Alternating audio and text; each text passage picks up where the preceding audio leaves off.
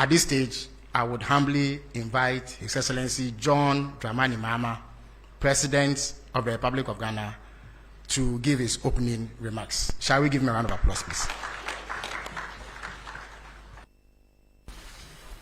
Thank you very much.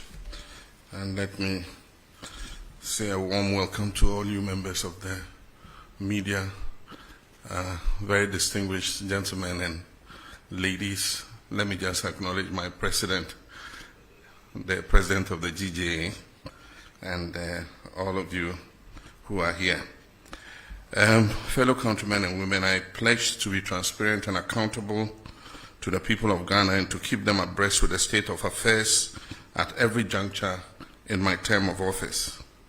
I'm pleased to have the opportunity through this media encounter to address the good people of Ghana through you and answer any questions that may be on the public's mind. It's been 8 months since I was sworn into office, and 9 months since you, the people of Ghana, went to the polls and gave me a clear, resounding mandate to lead our country into a new era. Beyond affirming your confidence in the policies and programs we proposed, it was a national reawakening. That December 7th vote was a call not just for leadership, but for a change of direction, for honesty, for accountability, and for a reset. It was for a different kind of governance, one that listens and one that acts, and one that cares.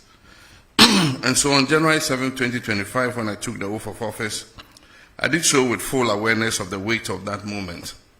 I knew we had inherited a nation that was tired of excuses by the political elite, weighed down by hardship and yearning for leadership that does not just promise, but performs. For the past 8 months, we've demonstrated that we're not here to continue business as usual. We're here to reset Ghana, to restore the soul of our nation, to revive its economy, reignite the spirit of hope and possibility in every Ghanaian. Through our prudent and people-centered economic management plan, we've slashed nuisance taxes, we've rescued our power sector and averted the doomsday crisis, which was handed over to us. We've lowered the exchange rate, eased the burden of doing business, and reduced the cost of living for the average Ghanaian. Inflation has dropped to a record 4-year low, signaling renewed macroeconomic stability. We've made the highest allocation to basic education in nearly half a decade. In health, much-needed funds have been released to fund the health insurance scheme. Medical supplies are flowing steadily.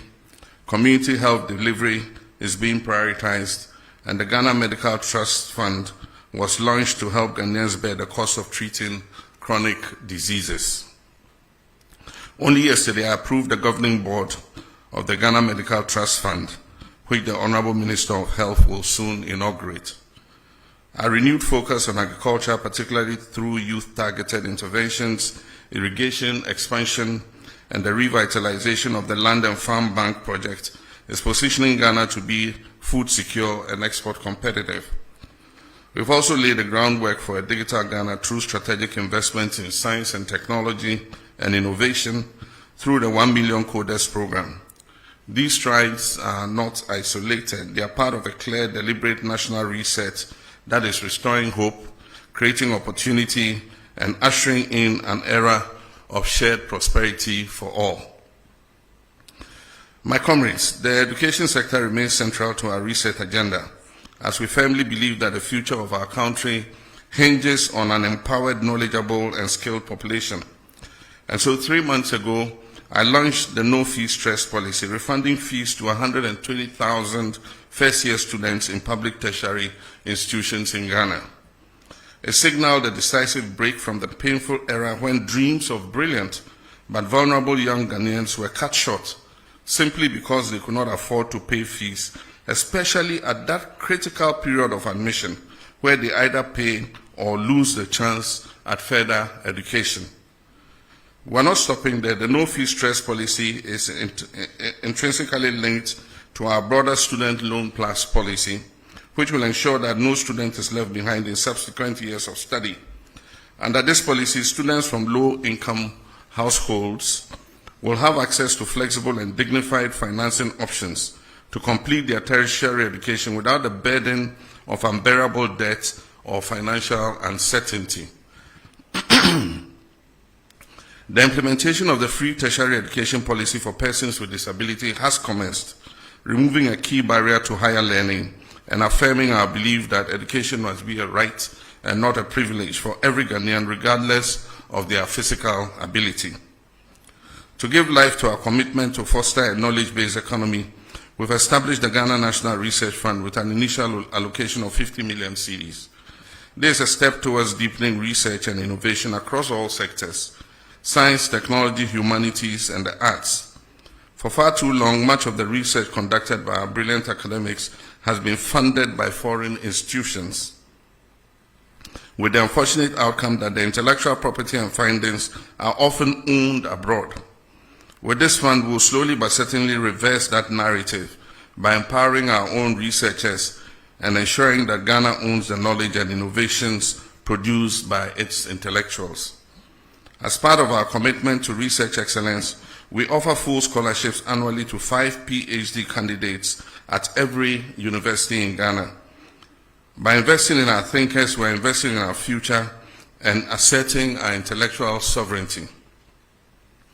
In furtherance of our commitments to inclusion and dignity, we have distributed over 6 million sanitary pads to our girl children in primary and secondary schools to keep them in school and help them end period poverty. Contrary to the widespread misinformation that was circulated before December 7, 2024, the free SHS policy has not only been maintained, indeed it has been strengthened. We've made the highest budgetary allocation in the history of the policy, as at now. A staggering 3.5 billion Ghana cedis has been dedicated to the free SHS. We understand that access without quality is inadequate, and that's why we're implementing the decentralization of feeding policy to allow the management of schools to make their own feeding arrangements to provide students with quality meals. Our commitment to foundational learning is equally strong. Basic education has received its highest budget allocation in almost a decade, reflecting our determination to rebuild the educational ladder from the ground up, with 564.6 million allocated so far for textbooks. We're addressing long-standing challenges in the system, particularly those caused by the reduced funding of the recent past. Fellow countrymen and women, we've also turned our attention with equal urgency to the health and well-being of our people. In 2025 alone, the national health budget increased by 13.4%, rising from 15.6 billion Ghana cedis to 17.8 billion cedis, one of the most significant increases in recent years. This bold step reflects our recognition of the urgent need to strengthen Ghana's healthcare system in the face of both domestic demands and global health risks. We've uncapped the NHIS and made 66% increase in funding to the National Health Insurance Scheme from 5.9 billion Ghana cedis to 9.8 billion Ghana cedis in 2025. This is not just a budget line, it's a life-saving commitment. These funds will help expand coverage, improve claims processing, and ensure that every Ghanaian, especially the poor and vulnerable, has access to affordable quality health care. The sudden withdrawal of 156 million in US aid health support, which previously sustained critical programs in malaria, HIV and AIDS, and child health, presented a serious fiscal and public health challenge.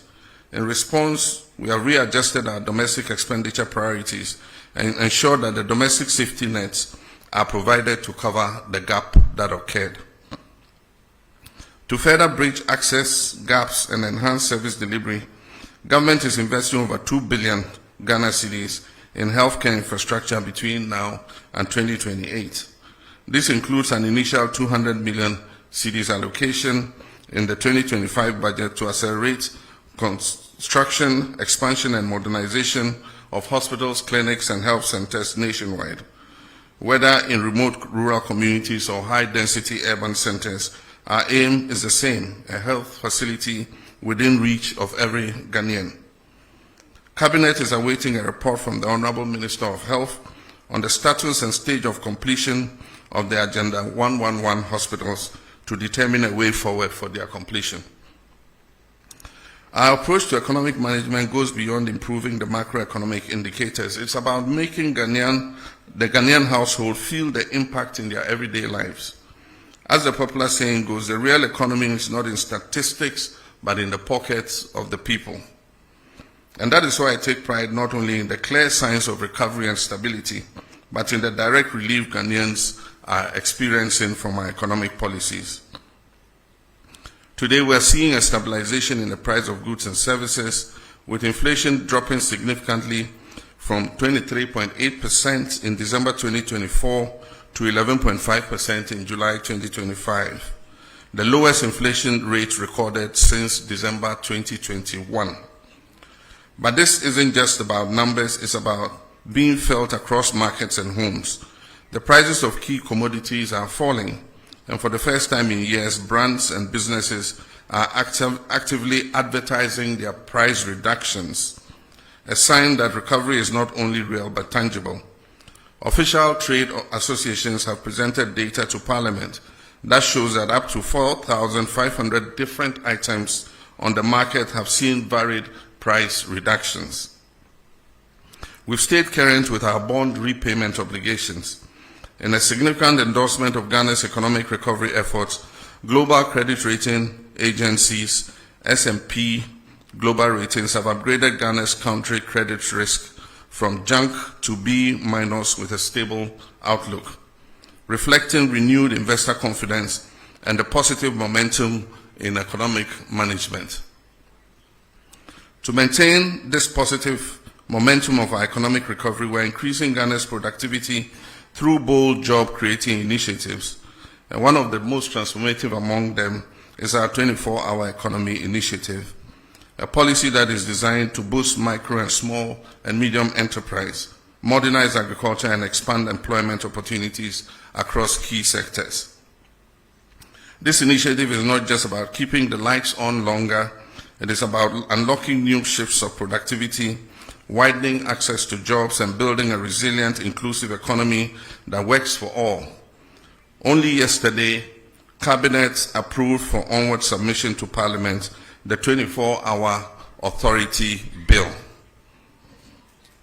Already we're seeing key institutions take the lead in actualizing the 24-hour economy vision. The Ghana Publishing Company has transitioned to a full 24-hour operation. The Passport Office and Ghana's foreign missions have also rolled out round-the-clock services to expedite passport processing and improve service delivery. At our ports, both Tema and Takrady are now operating 24 hours to boost trade efficiency and reduce congestion. To guarantee safety within this evolving ecosystem, a dedicated 24-hour economy policing secretariat has been established in the Ministry of Interior to provide continuous security support across the country. These bold steps signal a clear national commitment to building a resilient, inclusive, and job-rich economy. To ensure legal and operational readiness, Cabinet has approved critical amendments to the GIPC Act and the Labour Act, which now include provisions that enable and regulate 24-hour economic activity. These legal reforms will ensure that businesses, investors, and workers alike are supported by a framework that protects rights while encouraging innovation and growth.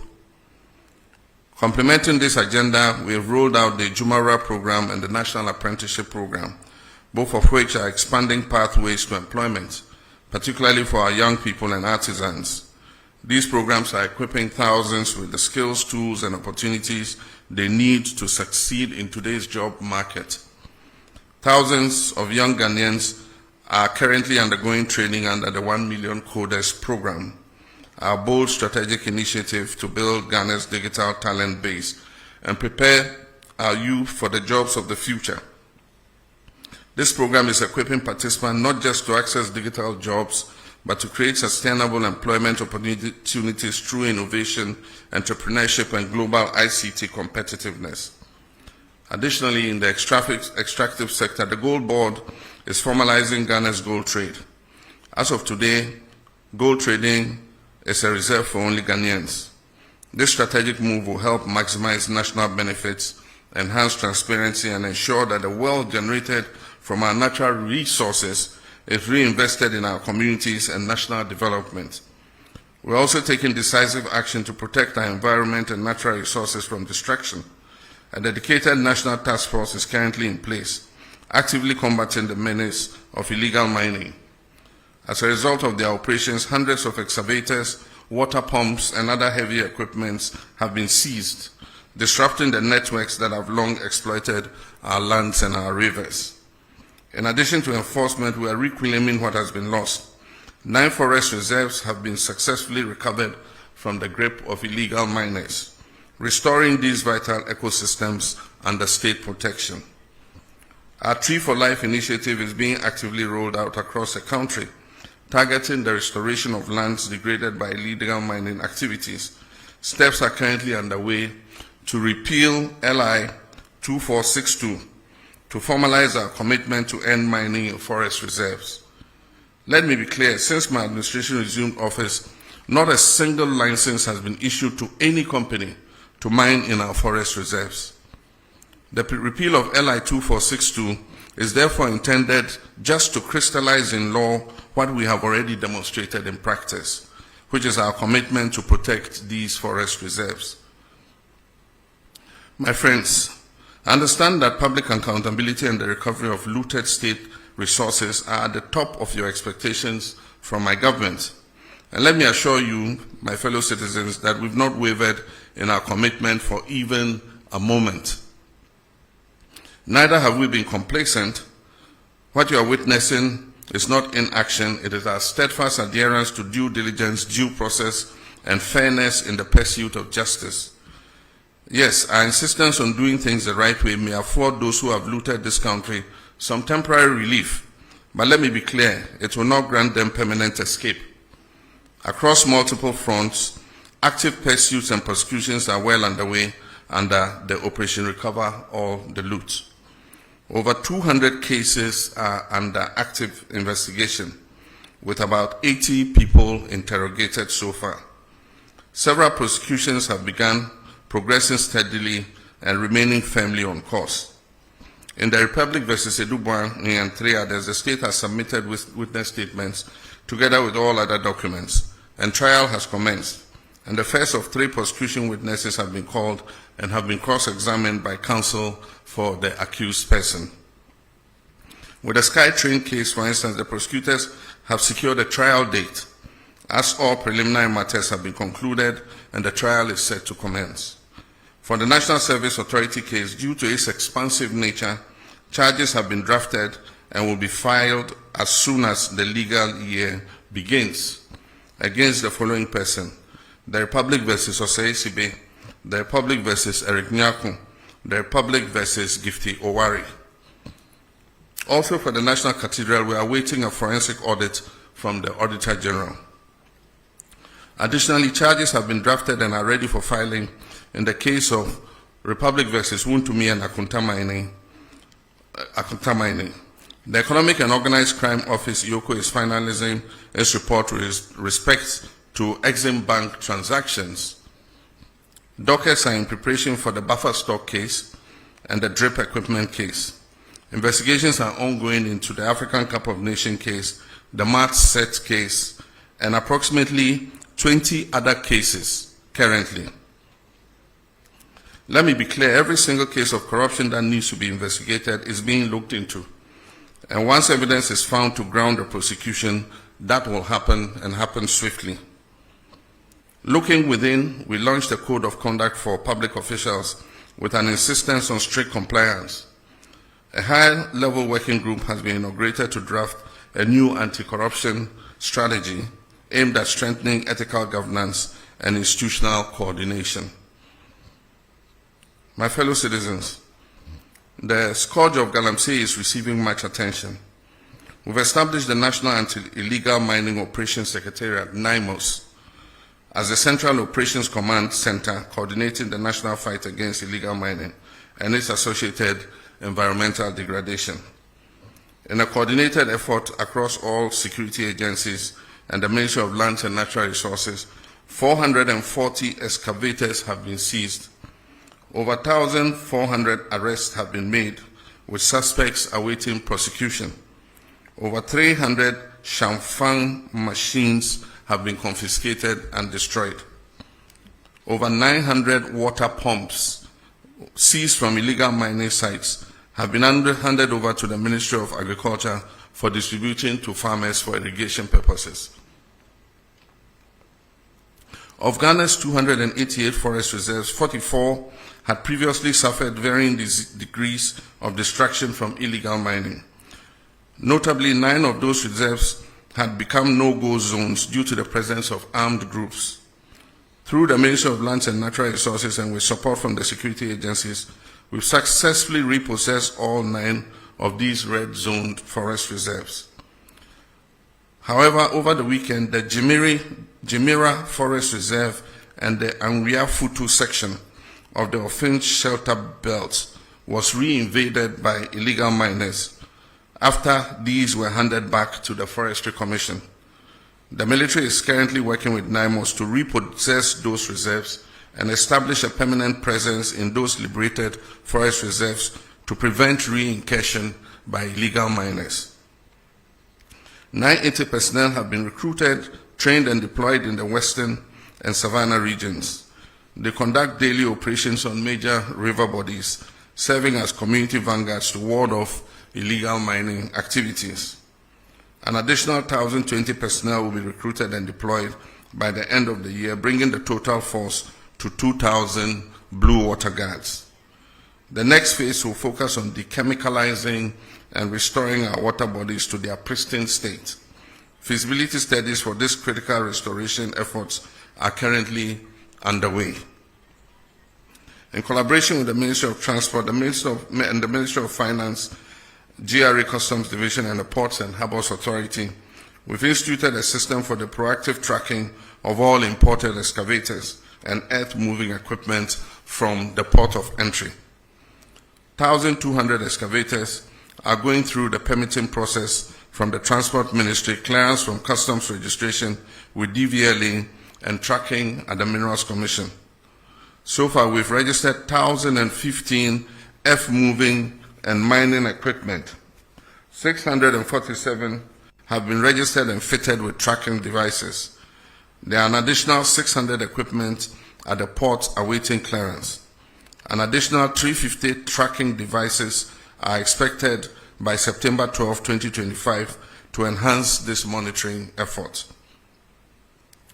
The Constitutional Review Commission is actively engaging stakeholders across the country, gathering views on how best to shape the future framework of Ghana's democracy. This inclusive approach ensures that voices of citizens, civil society, and institutions are reflected in the evolving constitutional order. Friends, internal security is important for economic progress.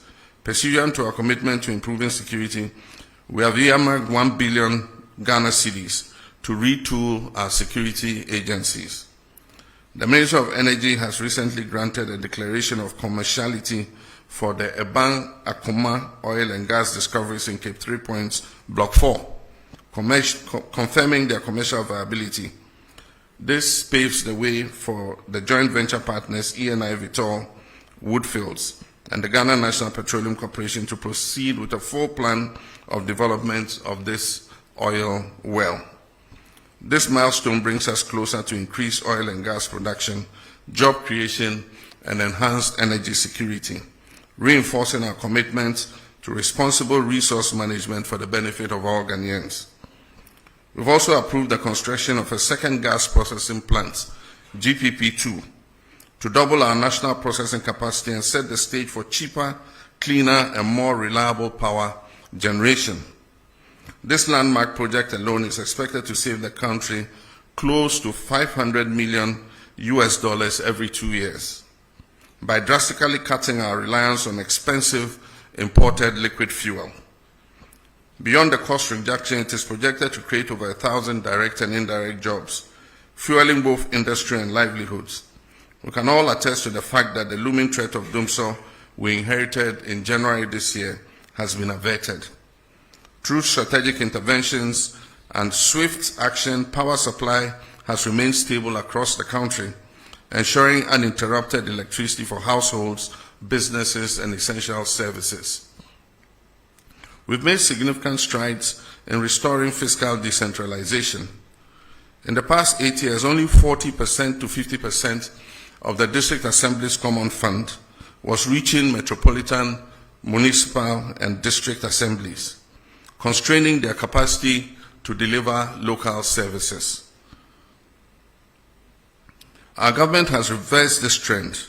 District assemblies are now receiving 80% of their allocation directly. Of the 7.57 billion allocated for DACF this year, approximately 6.1 billion has gone straight to local assemblies, with a minimum of 25 million allocated to each MMDA. Already the first quarter disbursement of 987.97 million has been released to kickstart district level development. To ensure focused impact, Cabinet has approved expenditure guidelines for the districts. 25% of the fund is to support design and construction of what we call 24-hour economy model markets. 10% is allocated for health, with a minimum of 2 CHIPS compounds per district. Education, 1 kg, 1 primary, 1 GS block, potable water, at least 10 boreholes, environmental sanitation and school furniture. 7.5% for MMDA administration, monitoring and evaluation, and 20% is allocated to finished legacy projects. Simultaneously, all statutory funds such as 2.03 billion to the National Health Insurance Fund and 2.71 billion to GET Fund, covering NHIS, arrears, and free SHS, have been released in full, underscoring our commitment to public service delivery and local empowerment.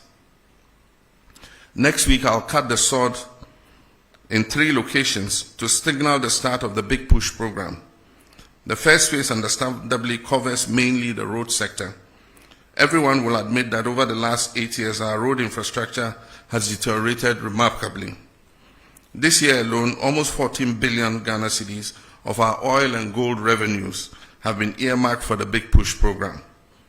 Critical road projects such as the Ofanko and Sawam roads, which were chronically underfunded, have been transferred under the Big Push program and recently received a release of almost 1 billion cedis to ensure speedy completion by the end of second quarter of next year. My media colleagues, our reset agenda remains on course, and I've remained unwavering in my commitment not only to the promise I made to you in the run-up to the 2024 elections, but to the principles of honesty, transparency, and probity and accountability that define good governance. I'm resolute in laying foundations for economic recovery, resetting our institutions to reflect the demands of modern governance and enhanced service delivery for every Ghanaian. I'm driven by a deep determination to see the dreams of our forebears for an economically independent and self-reliant Ghana realized in our lifetime. I'm equally determined to restore Ghana's rightful place as a respected voice and actor on the global stage. With your continued trust and support, I'm confident that we will not only meet these goals, but also build a nation that serves the hopes of this generation and the aspirations of generations yet unborn. May God bless us all, and may God bless our homeland, Ghana. I thank you.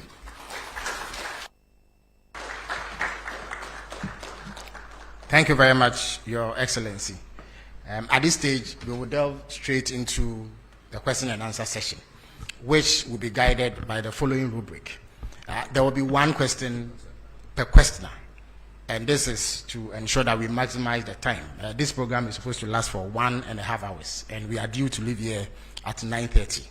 I would also entreat you to avoid lengthy preambles to questions so that we can afford as many of you the opportunity to ask questions. There will be 5 batches of questioning with 4 questions in each batch. 2 microphones will be placed on either side of the middle row to enable these questions to be asked. So at this stage, I'll call on the ushers and stewards to position the microphones so that the questions could be asked. Okay, so the gentlemen on either side of the middle row are with the microphone. So if you want to ask a question, please put up your hand. You catch my attention, I will. All right, so we have the president of the Ghana Journalists Association who is supposed to embody your collective aspirations. So I would accord him the courtesy of asking the first question. So Mr. Jomfo, you may ask the first question. After which I see Kojo Prekodankwa, and then the Moses of Bloomberg, and then one lady in the middle to bring the number to 4. Mr. Jomfo, you may ask your question, please. Thank you, Honorable. Mr. President, thank you so much for this opportunity, and having been given the opportunity to set the tone for the media encounter. Permit me to commend you for availing yourself for this media encounter and for your commitment to transparency and accountability. Your willingness to face scrutiny just 8 months into your term set a commendable example of good governance. We also wish to commend you for your assurance and firm commitment to safeguarding the safety and protection of journalists across the country.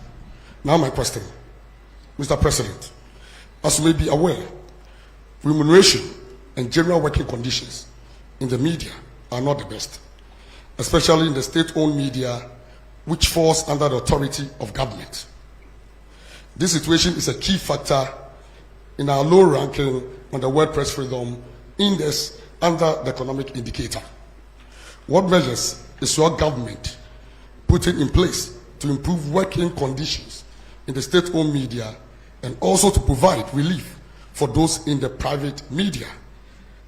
Also, assault on journalists are on the rise, and I know this is of great concern to you as a journalist yourself and a proud member of the Inky fraternity. The Ghana Journalists Association would therefore like to know what your government is doing to address this disturbing trend. Thank you, Mr. President. Thank you very much. Kojo, you may have the microphone now. Good evening. My name is Kojo Prekodankwa, Kesben Media.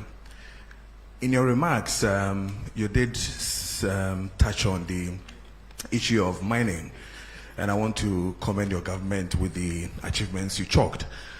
But recently, we heard that Ghana Water Company is proposing almost about 280% increment in tariffs.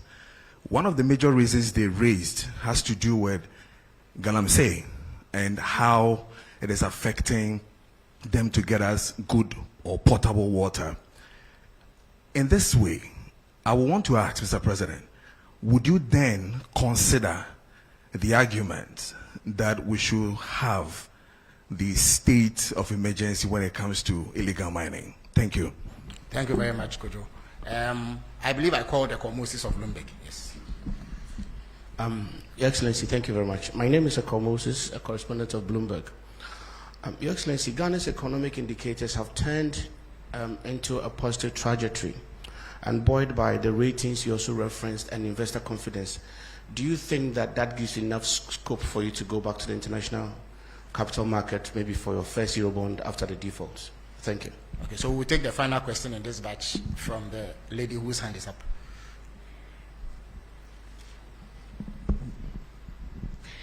But I say, Idiame Jesso ene apina pukua when near me wo Adom Brand, Sadum TV, and Adom FM. Masembisa Efa and Kania boy and the Yenim say ECG, a proposed 225%. Yenim said me more and to by a base 2.45. In July, a quarter by 14.75. Then now see him say a bind one is so 24 economy. Or the Bayejuma na Ghana for the Duenya Mufaso. It is say ECG the 225% increment eba. Yenim hawa proposal no any hunkumudi bekone percentage of the bejina. Ebeko Ghana for Bibena company say ano yedin. yebisa se betumi nya nsunsuanso e wo 24-hour economy no so Ghana fobutum e na ebiom saban be hye se obeso asene eye subsidy ama omanfo ho atoma na medase.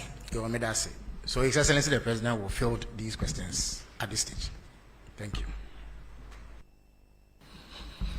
Thank you very much, President of GGME. Your question is a double question, one on remuneration and the other on assault of journalists. With regards to remuneration, I would say that it's not only journalists in the state-owned media who are dissatisfied with their salaries. Public service salaries are not living wages. I agree with the TUC that we must work towards a living wage. All of us are dissatisfied with the salary we get as public servants. The private sector offers better remuneration, but that's why we have to work together to grow the national cake so that we can pay ourselves better. And that is why there's agitation for cancellation of Article 71 in the Constitution, because we all must feel the pinch so that we can grow things together. But when you cushion a certain constitutional class and they have more cushy remuneration than the other people, then it creates a kind of discrimination between public service. And so our advocacy has been for an independent emoluments commission that would deal with the salaries and wages of all persons in the public sector so that we grow those wages together. In our first incarnation under Professor Mills, we established a single spine salary structure. And that salary structure was supposed to uniform out wages in the public sector so that the disparity would not be too wide. So if you are a secretary in GBC compared to a secretary in, say, Bank of Ghana, there will not be that very wide disparity. Unfortunately, the single spine atonsium, because of the inability to maintain the discipline in public sector wages. Over the last 8 years, the group that is able to strike the most gets more addition to their wages than those that don't go on strike. And so the disparities have occurred again. And so we're in consultation with organized labor to see what we can do about reforming public sector wages. And I'm sure that if those wages are made better, journalists working in the public sector would also have an improvement in their remuneration. With the private sector, government does not have control there. And what happens is we have such a proliferation of private media that advertising revenue is not enough, to be able to maintain the kinds of salaries that we all expect. Maybe if we had fewer, then the advertising revenue would go around and people can have more. But our Constitution guarantees freedom to establish a media of mass communication. And so you cannot restrain how many radio stations you have or how many newspapers you have. And so it's something that we have to live with for a while. Natural competition will phase out the stations that are not competitive, and those that are able to survive will see that they're able to make more money from advertising. The main revenue for media all over the world is advertising. And so we'll see how that goes. I've condemned assaults on journalists in any form. Journalists are doing their job, and their job is to bring news to the doorsteps of our people and to inform them, educate and entertain them. And so at every event you will have journalists there. Unfortunately, some security personnel have developed a penchant for just harassing journalists. And so it's a matter of educating people. It's a matter of, sanctioning people who assault journalists. And I've been speaking with my president of GJA, saying that we're going to bring them together with the security agencies so that they must carry out an awareness amongst their people who provide security at events, that if you see a journalist at an event, he is also doing a job like you, the security person, are doing your job. And so you don't have the right to assault them or to manhandle them. And so we'll keep working at it.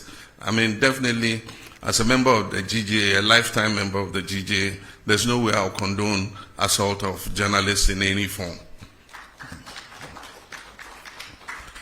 The various, we do occasional review of tariffs.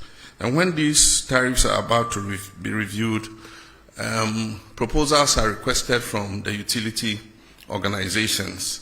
And so I noted that recently Ghana Water presented their proposal, and Electricity Company of Ghana also presented their proposal. It doesn't mean that the proposal they present is what is going to be implemented. We have the regulator, which is the PURC, that looks at all the factors, including the exchange rates, including the cost of production and all that, before they determine what increase in tariff is allowed. And so the fact that you hear that water company says they're going to increase by 200 and something percent does not necessarily mean that PURC is going to allow them to do that. Now, meaning about Obusa ECG then also, the same for both utilities.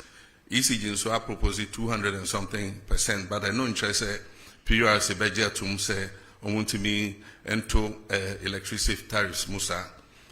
Share a nyoma a core electricity production mo to say fuel nesan nyoma and sana omahwe senya omo de tariff ne besi.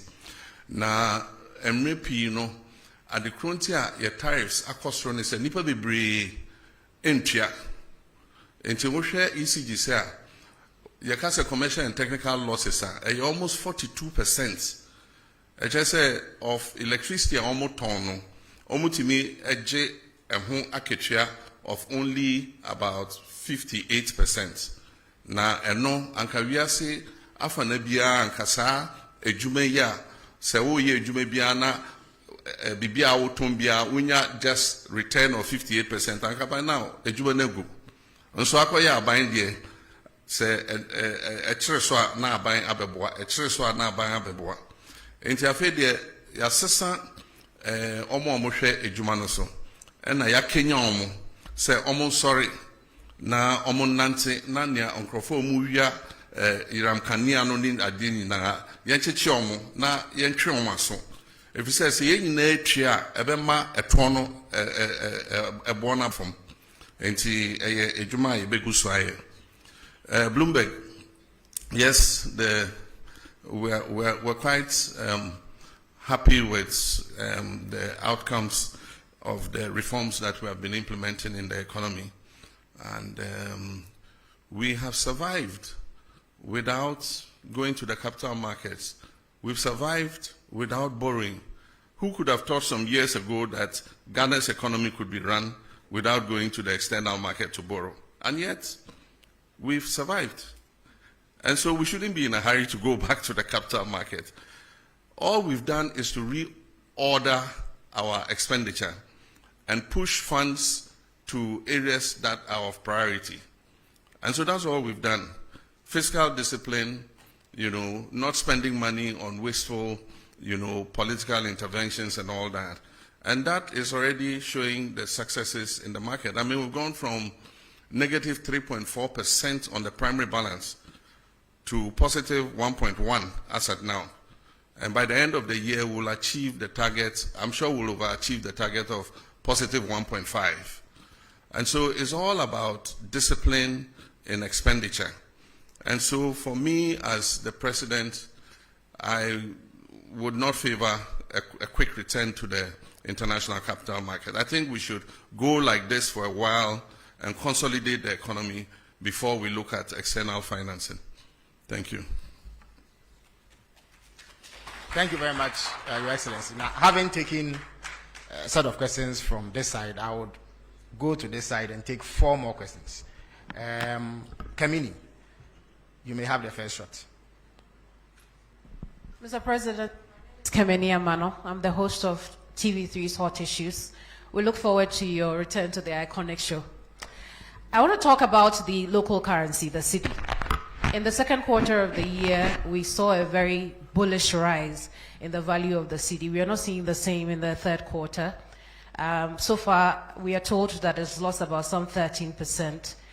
When it was on its rise, the IMF had warned that the country was over-interfering which is why we were seeing the performance. My question tonight is, Mr. President, did you manipulate the performance of the Cedi? Is that why we are seeing the Cedi fall as quickly as it is today?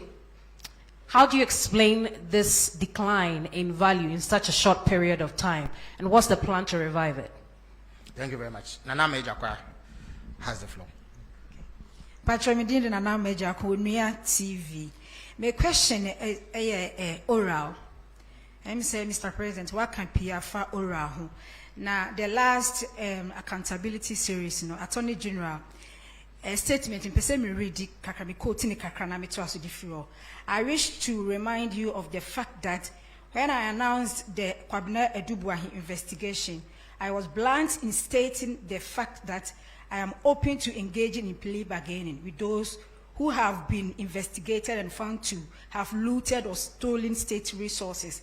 I mean no words about my intentions and will therefore not shut the door to any accused person willing to enter into negotiations with my office for purposes of reaching a plea agreement. Yenim se ya criminal and other offences procedure amendment act 2022 plea bargaining. But my question is say fight corruption. As Attorney General, State Attorney say we be na pono de ato ho no mo a say we loot state resource and as a fund bra then ni me negotiate. Does it mean say we beti asese sika na me fa no metua ye gyan no ana ndi wo ho no mo ana me question no it does. Justice from Shinhua News Agency.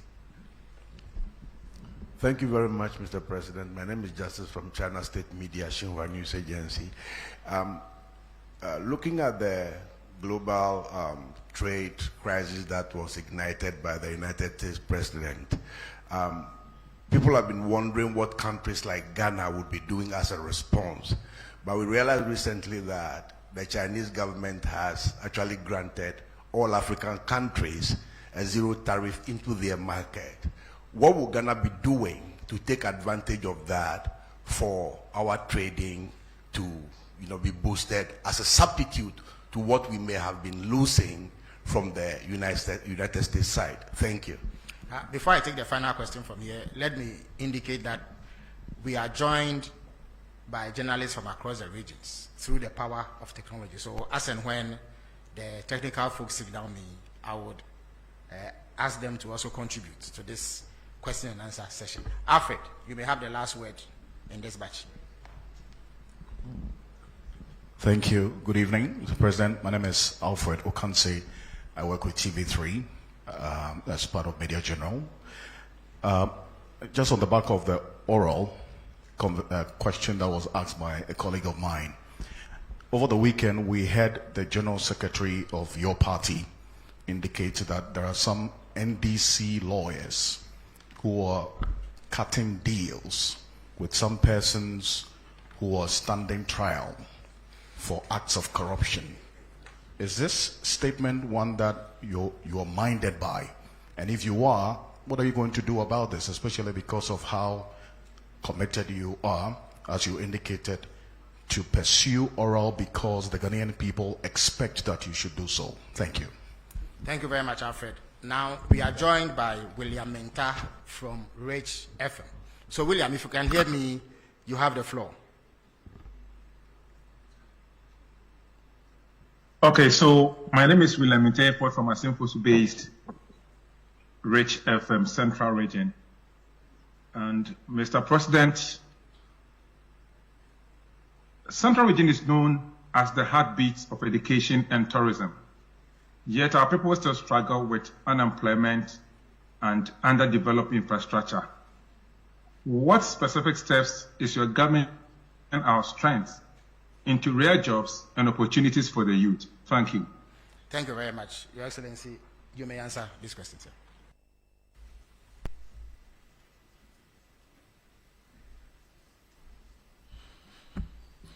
Thank you very much. The first question is about the rise in the value of the city. We recognize a very steep appreciation in the value of the city in response to the reforms that we were carrying out. And for those of you who listened to me, there was one occasion where I said people were asking whether it will go below 10. And I said, it is dropping, but it will find its true value. It was undervalued at 16, and it probably is overvalued at 10. But somewhere between there, we have the real value of the cedi. And so I believe that it is about stopping rapid depreciation of the currency. Almost every currency would realize either depreciation or appreciation in the course of a year. But when you have steep depreciation of about, like we had in 2024, 25% depreciation in the currency in the first half of the year, it makes planning difficult. And so, yes, Bank of Ghana has been intervening in the forex market, but they've withdrawn. And what happened was that because of the rapid appreciation in the value of the cedi, we saw an exponential increase in imports, because then people could buy cheaper dollars and so they could import more, which is a natural economic phenomenon. But on the other side, exporters are not happy because they get less cedis for what they export. And so every country tries to find out a balance where exporters are able to do good business and importers are not overburdened by high forex rates. Where that lies, I don't know. I'm not a central bank. But the cedi is making an adjustment, and I believe that it will settle at a certain rate, and we will make sure that any depreciation that occurs in the value of the cedi is within a margin of about 5% per annum. That is what we target. And so for now, there's still speculation. It's also coincided with a period where we saw a reduction of 50% in remittances, because citizens in the diaspora were taken aback by the rapid appreciation of the cedi. And so if somebody was building a house, if he was going to send $100,000, it meant that he was losing a certain percentage of that 100,000. And most of them would decide to adopt a wait-and-see attitude and say, oh, no, as for cedi, it's not possible that the cedi can regain its value to that extent. By all means, it will go up again. So I'll hold back my remittance until the cedi goes back up. So we saw a 50% reduction, but there were also some other factors. There were some money transfer companies that were collecting cedis abroad and not repatriating collecting dollars abroad and not repatriating the dollars. There were other which we're investigating. There were other cases where people applied through the commercial banks for foreign exchange to cover imports. And those monies are transferred to pay for imports, but the imports never came into Ghana. And we've studied a period of 4 years, and over the period of 4 years, about $42 billion was taken out of this country without the corresponding imports coming into the country. And so we started sanctioning some banks, and soon we'll start interrogating some individuals who ostensibly took money out against imports but never brought those imports. We want to know what happened and if there was wrongdoing to sanction whoever it is. While we work to stabilize our economy and improve the value of our currency, we must protect that currency, because a strong cedi is good for all of us. But when that happens, some people try to take advantage of it. And I think that we should all condemn anything like that. FR investigations now with regards to oral. Senya Okayano, MPP abreso omode nshishebi by ayemra se abani wudi FR case bi ho se ebia wafesika na bibia o akwenya obetimi aka se yo ene aban case na mode kwedu amode bomeno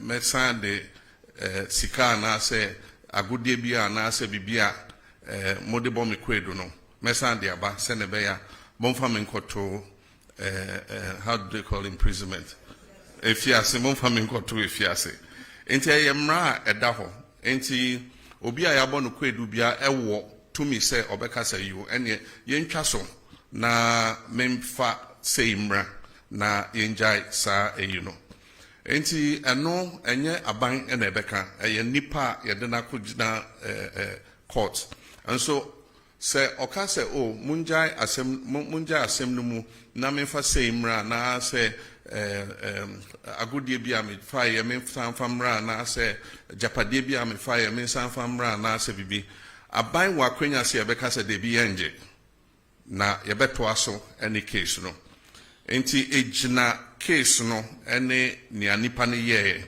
enti still aban wo to me say even though wako emra na se aka say me pese me san ede bibi bema aban na aban eja case no mu aban betimi aka say de bi yempe yenje enti eno eye case by case say o sheda ede adwembone ewia yesika a echese eso a ye nyina echese I don't know how to explain I just say abo aban anase oman car you to me say ebeka say yempe nia wode ba no na ye de obekwa akoto efiase ba ni be reason ka say na wode nkoto efiase wa na obeto aduane ama no wa na obehwe no oyare a wode no beko hospital enti say we wia sika na okase o sande o sika be mawa ene ho wonfa so say ye beji ye sika chen say ye di nipa no beko efiase enti ye no de Attorney General ene behwe no akan nia ehia with regards to trade tariffs and China zero tariffs. It's an incentive for us to export into the Chinese market. And we need to look at the items that China imports and see where we have a comparative advantage to be able to take up those imports. I know that China imports a lot from the US, and there's a trade tariff war between US and China. So China is looking for alternative markets to import those items. And so they import a lot of meats from the US, they import a lot of maize from the US, and other agricultural products. And so if we have arable land and we're in a position to expand our production, then the zero tariff will make meaningful sense. Then we can take advantage of it.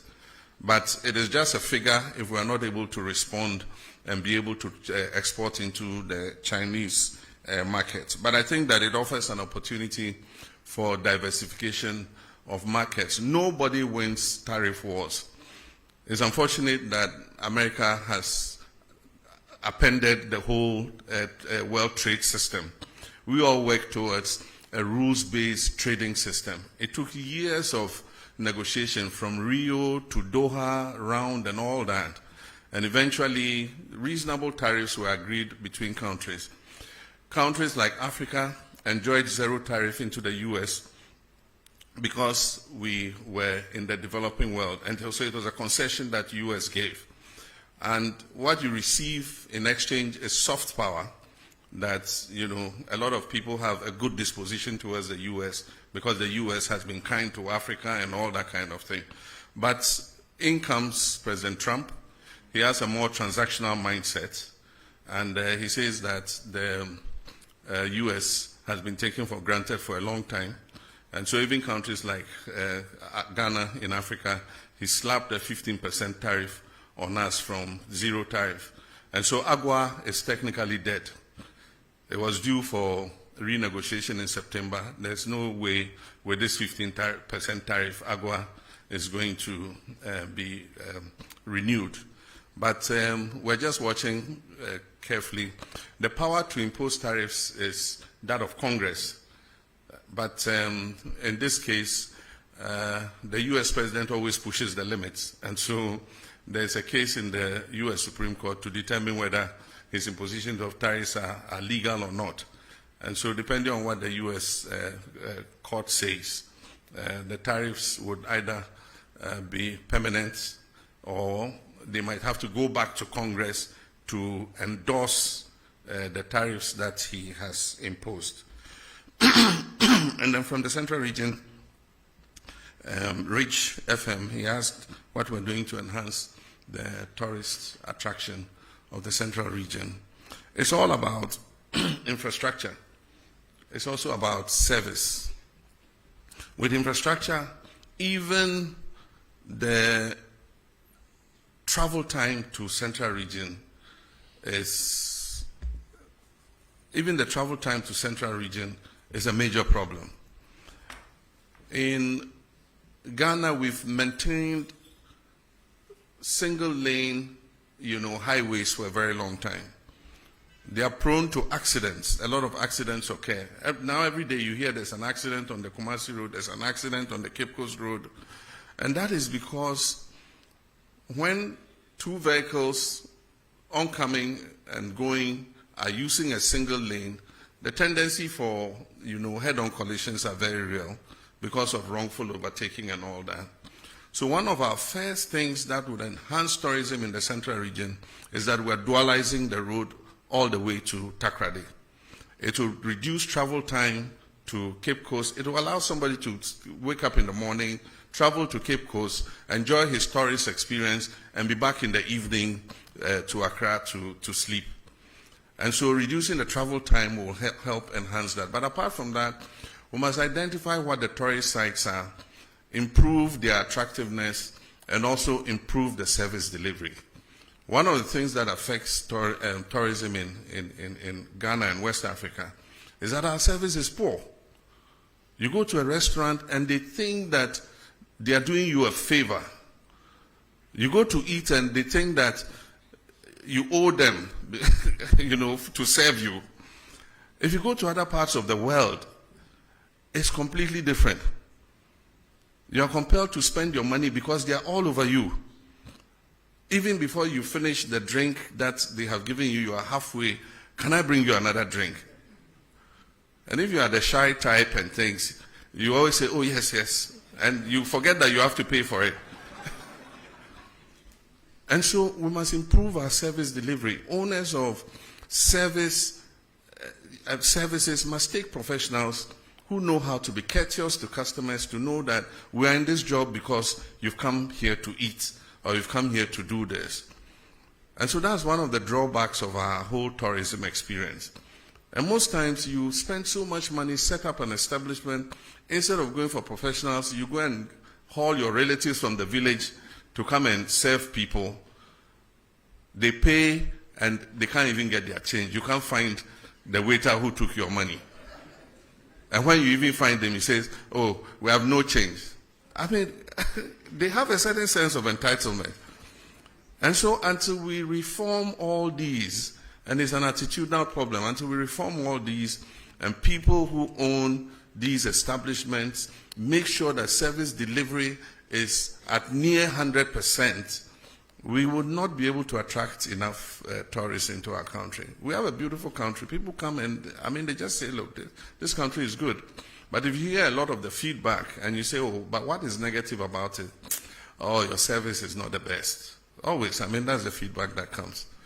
But the government will do its part. Government has the responsibility for making sure the infrastructure is good. And we're starting with the road, making sure that we dualize the road all the way to Cape Coast and Central Region so that people can travel easier to go and enjoy the tourist attractions there.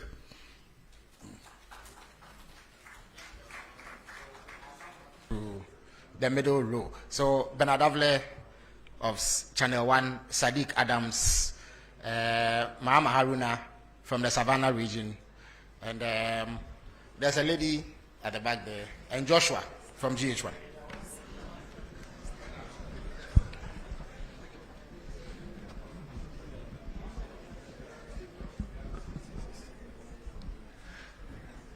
Thank you, Felix.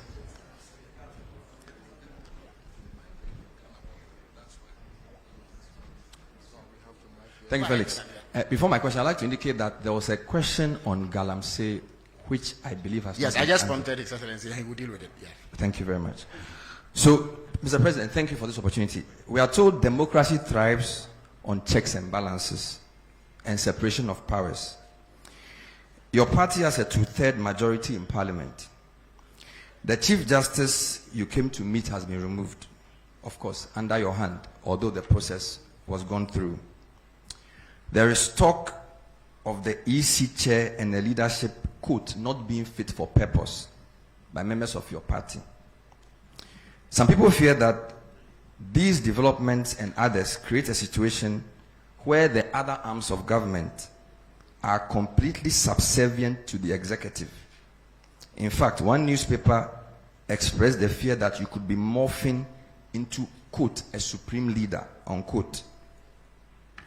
There is a maxim that power corrupts, and absolute power corrupts absolutely. Should we be worried in your legacy term that the democracy you came to meet will be well oiled and that the three arms of government will work not in subservience but in unison? Thank you. All right, before I come back to you, we'll cross over to Tamale and take a question from Abdul Mujiz from Tamale. Sagani TV from Tamale. Abdul Mujiz, you have the floor if you can hear me. Thank you very much. Mr. President, good evening. My name is Ba Abdul Mujiz from Tamale.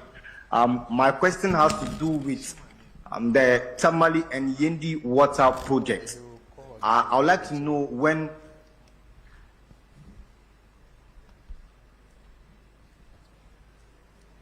Well, we seem to have lost Abdul, but I think I can continue for him. He would like to know when the Tamale and Yendi water projects will be executed. Yeah, Sadiq, you have the floor now.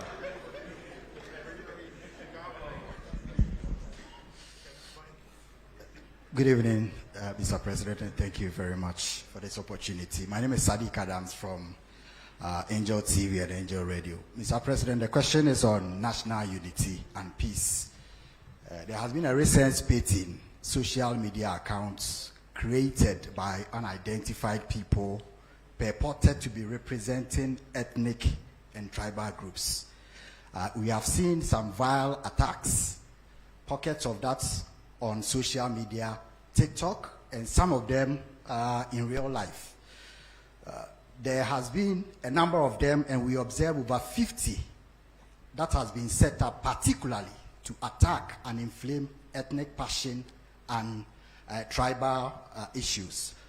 If your security agencies have taken notice of this, what are the measures being taken to ensure that our national unity and cohesion is protected by education and sensitization, as well as trying to put this in a context of not suppressing freedom of expression, as well as maintaining the national cohesion that we have because of these kinds of threats and attacks from social media on ethnic basis. Thank you. Thank you very much. Joshua from GH1. Good evening, Mr. President. I am Joshua Kujumensa, GH1 Television and Star FM. I'm glad to hear that you personally are telling us that indeed steps have been taken to repeal LI 2462. But then I want to find out from you, the pro-environmentalist groups and then civil society, they want this declaration of a state of emergency. Where's the difficulty in declaring that state of emergency? Thank you. Thank you very much, Joshua. Mahama Haruna from Savannah. And then we'll take a final question from the lady from GTV. Thank you very much, Honorable. My name is Mahama Haruna, as you rightly said, from Savannah region, Inkligi FM. Mr. President, we expected you to say a little on the security situation in the country, especially the unfortunate Boko conflict, and recently the conflict in your own backyard of Savannah region. I know how uncomfortable you are with the conflict in your backyard between Gonjas, who are the landlords, and the Brefos, who are the settlers. They've coexisted for about 100 years until recently. I know you are more worried because almost everyone in your backyard Gonjas, Brefos will always vote for you massively, sometimes almost 100%. Now, since 1996, when you contested your first elections, first of all, I just arrived from Bole, where you hail from. And I can say that the people are not happy with the curfew imposed on them. Especially in the beginning, people were dragged from their rooms and beaten. There's evidence to that.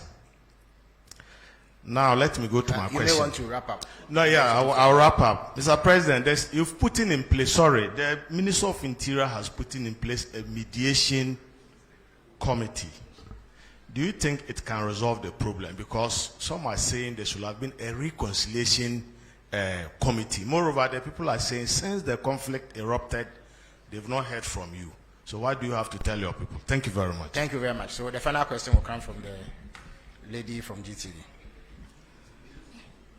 Good evening, Your Excellency. Thanks for the opportunity. I'm Salamat Kukwa Pinto. I'm with the Despite Media. Yeah, pardon me, Despite Media, yes. Yes, right. yes, thank you. I wanted to hear something for the creative arts industry when you made your presentation, but I didn't hear anything. The question is that you have shown how you want to bridge the unemployment gap, but I want to find out that how do you intend, or can you tell us what plans you have in using the creative arts sector to solve the high unemployment? And also, please, I would like to hear what is happening with the Black Star experience. Thank you. Thank you very much. So His Excellency will now answer these questions.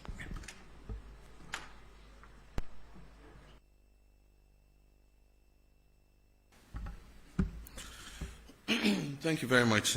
Let me first apologize for missing one of the questions, and that is the accusation that there's interference in terms of the oral investigations. I would have very conveniently said the General Secretary himself is here, and so I'll call him to present his evidence to the public. But I can assure you that there's no way anybody can interfere. I cannot be in people's mind to stop them from attempting to interfere, but I am responsible for making sure that that interference comes to naught. And so I closely monitor. I hold regular meetings with the Attorney General. He briefs me on the status of investigations. And so I'm confident that, the cases will go ahead based on their merits, and that nobody would have the opportunity to interfere. If anybody goes lobbying people or paying people to interfere, they probably are just throwing away their resources. All cases will be investigated and come to their logical end. If people are exonerated in the courts, that's what justice is all about. We will do our part, and we're being painstaking in preparing the dockets, and that's why people are complaining that it's a bit slow. But you don't want to hurriedly take a docket to courts and have it thrown out on technicality. And that's why you need to make sure that by the time a docket is prepared and prosecution starts, you have a watertight case that will ensure that you get a conviction. And so that's the process that we're going through. There was also a question that was tied to water, but it also had to do with Galamsey. It says that the justification for water company asking for such a steep increase was because of the cost of treating the water. And I answered it in terms of the tariff, but not in terms of the Galamsey in the water. But in my statement, I indicate that we've just started with the Blue River Guards. We're training more and more of them. These are long expanses of water bodies. And so far, those we've trained are 600 and something. They are not enough to cover even the length of the Ankobra. And so as we recruit and deploy, because they patrol the water bodies, if they see any Shamfam machine on the water body, they seize it and we burn it, we destroy it. And so I gave you the number of Shamfam machines we have seized and destroyed. As we continue to increase the numbers of these Blue River Guards, I'm sure that we'll be able to cover the tunnel, we'll be able to cover the Pra, we'll be able to cover the Ankobra. And we hope that then we will start seeing, some reduction in the turbidity of the water. But even more than those on the water bodies, The distraction is the forest reserves, because the rivers take their catchment areas from the water reserve. So if you destroy from the forest reserve, if you destroy the forest reserve, the river or the stream will dry up, because where it takes its water source will no longer exist. And so that's why at the beginning of the struggle I said our focus is going to be on the water bodies and the forest reserves, and then we can stretch out to other areas.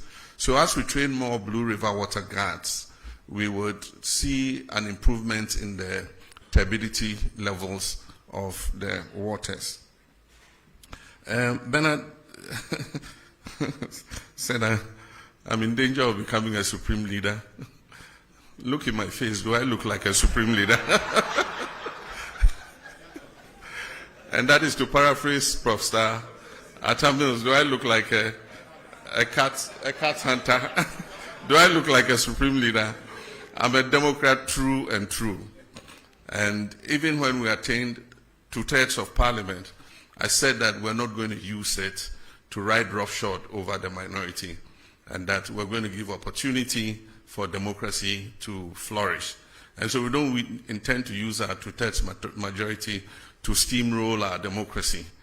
We believe that even though the people of Ghana gave us that overwhelming majority, it wasn't meant to turn Ghana into a dictatorship.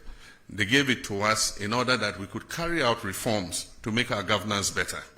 And I think that we stand a very good chance with that 2/3 majority to finally move the amendments to the Constitution that we have all wanted.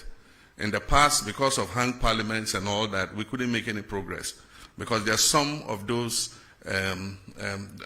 amendments for which you need an overwhelming majority. And so Ghanaians have given us that opportunity and say, look, go ahead and do these things so that we can have a better constitution that will take Ghana for many more generations to come. And so that's what I believe. But I certainly am not on the way to becoming a supreme leader or an autocrat. Yendi and Tamale water. Yendi, Tamale, and Damango are 3 urban areas in the northern regions that suffer severe water scarcity, especially Tamale. Tamale is probably the biggest city in the whole of the 5 northern regions. The population has been increasing rapidly, and the water system has not expanded as fast to meet the demand of a growing population. And so we have to urgently expand Tamale, Yendi, and Damango has become a regional capital. It has started growing very fast, and it faces a scarcity of water. The Tamale and Damango water systems are under an EU program, and recently when I went to Brussels, it's one of the things we discussed. There's funding available for those 2 water systems. And so because we have a cap on our credit, external credit, of $250 million a year, we have to find space within that to be able to accommodate Tamale and Damango water. But I want to assure you that they are priority projects for government, and we definitely would fund them and make sure that before we leave office, Tamale and Damango get sufficient water for those cities to thrive. With Yendi, we are placing Yendi under the Big Push program, and so we're going to fund it with our oil and gold revenues and establish an expanded water treatment system for Yendi. The budget statement is going to be read in November, and in the budget statement, details of these projects will be included in the budget. The last time the GJA came to me, I mentioned to them that as the world changes and new technologies come, we're moving from not having just the traditional media into having what we call the new media. These are all the new social media instruments like TikTok, like Facebook, like X, and all of them. And so the traditional sense of journalists like you, most of you trained and working in media houses that have a corporate identity and can be held responsible for the information that you put out is beginning to change. We have a new crop of I'll call them neo-journalists, who anybody with a phone and a camera can report news or comment on national issues. Now the point is, who holds those people responsible? And that's what he's saying. If you go to some of the WhatsApp platforms, or you go to some of the commentaries in the TikToks and others, we have what we call hate speech, incitement to violence. Those are criminal. Despite the fact that we have removed the criminal libel laws, there are some laws that make such people accountable. Because if we don't regulate that sector, it can lead this nation to war. There are some of the incendiary statements that have been made in the Boko situation that are fueling some of what is happening there, making people hate each other and see each other as enemies. It's been the same in the Gonja Brefo thing. Some people fanning and inciting violence against each other.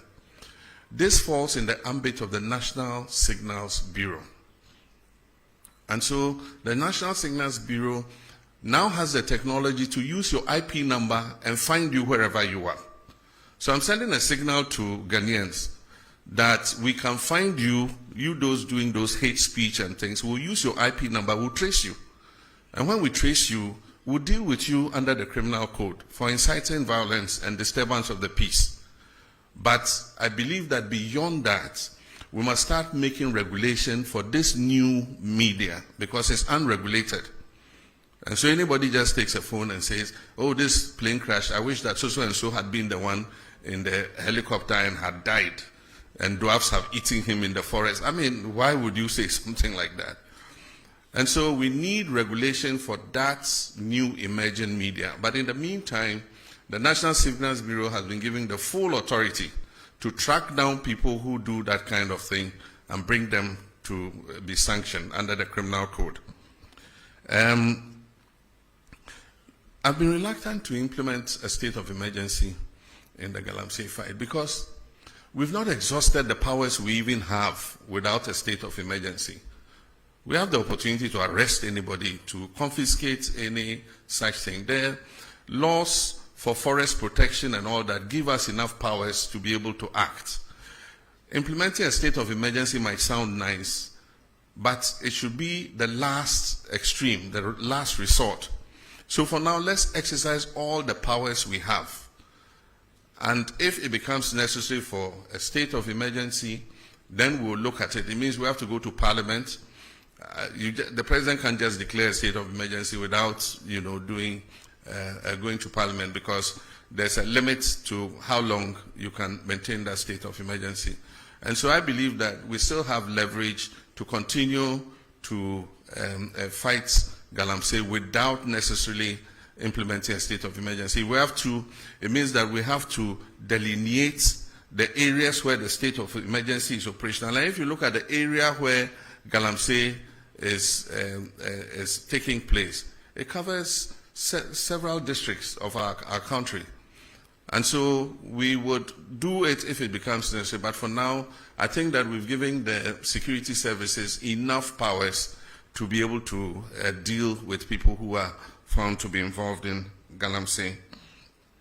With regards to the security in the Sola, Tuna, Kalba, and Bole districts, it was an incident over a small plot of land, like the land you put a container kiosk on. That's all. And it has led to over 30 deaths. Somebody has his house, and there's a land between the house and the street. And he wants to build shops on that land. And then there's a dispute with the chief. And then it leads to gunfire and then deaths.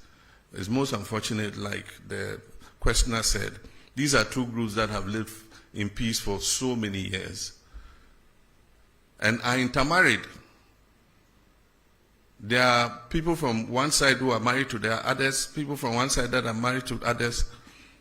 I, for instance, am such a mixture of people, I don't know who I am. Part of me is Vagla, part is Safalba, part is Gonja. I mean, quarter of everything. And so if my ethnic groups are fighting, it means my body should be fighting with different parts of my body, because I'm a mixture. My blood is made up of all those ethnic groups. And so it's most unfortunate. And so we've put in a mediation team. We mentioned the members. The 2 MPs are supposed to be ex-official members to work with the mediation team. If you look at the terms of reference in the mediation team, there's also reconciliation. And so even though we call it a mediation team, its terms of reference includes reconciliation. So we've given them the full authority to meet both sides, to perform purification rites, to cleanse the land of any blood that has been spilled and all that, and then to come out with recommendations how to improve relations between the 2 groups so that they live in peace.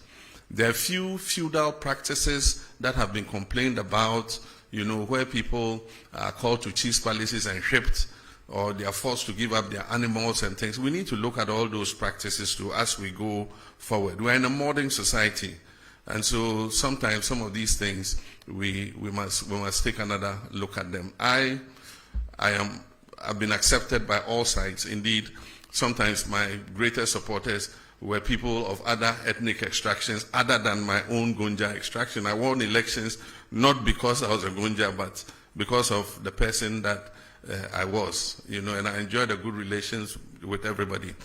And so even though I haven't visited yet, I have not gone there yet because I want peace to have a chance, but I've been pulling the strings. I sent a delegation to the Yegbonra to prevent him from leaving Damango and going to Biniri, which would have escalated the conflict.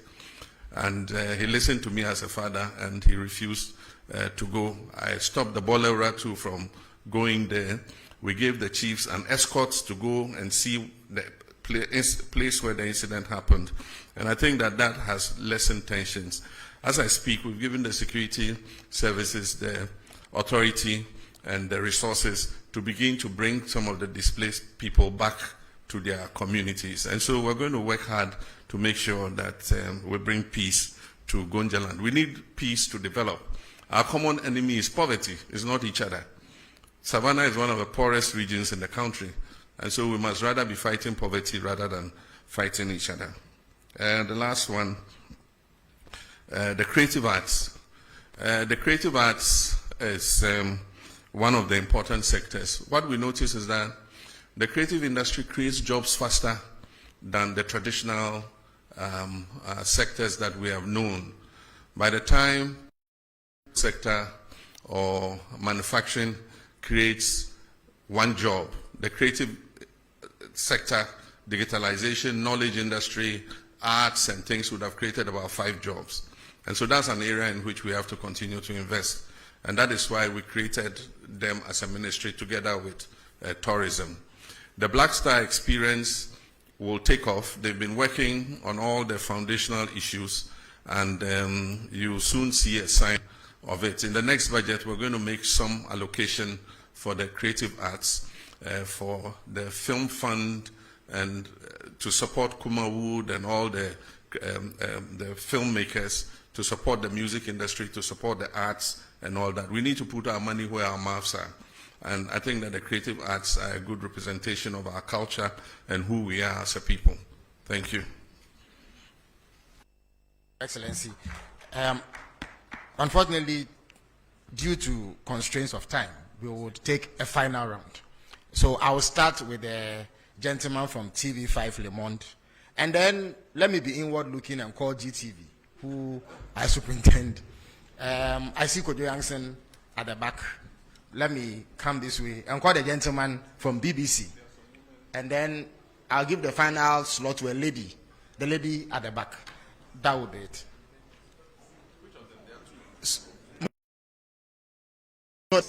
Oh, they are both in black, incidentally. Well, one has more white than the other, so I'll call her. All right, so Le Monde, you have the floor. Good evening, and thank you for having me tonight. My name is Victor Cariou. I'm the Ghana correspondent for Radio France International, TV5, and Le Monde Afrique. These questions concern the diplomatic relationship between the United States of America and Ghana and Africa, and the deportation of migrants from the US to third countries in Africa. Your Excellency, with regard to this matter, how do you perceive the recent deal between the US and Rwanda, Eswatini or South Sudan? And also, has Ghana already received migrants from a third country deported from the US? Or if not, is Ghana considering doing so in the near future? Thank you. Thank you very much. GTV has the floor now.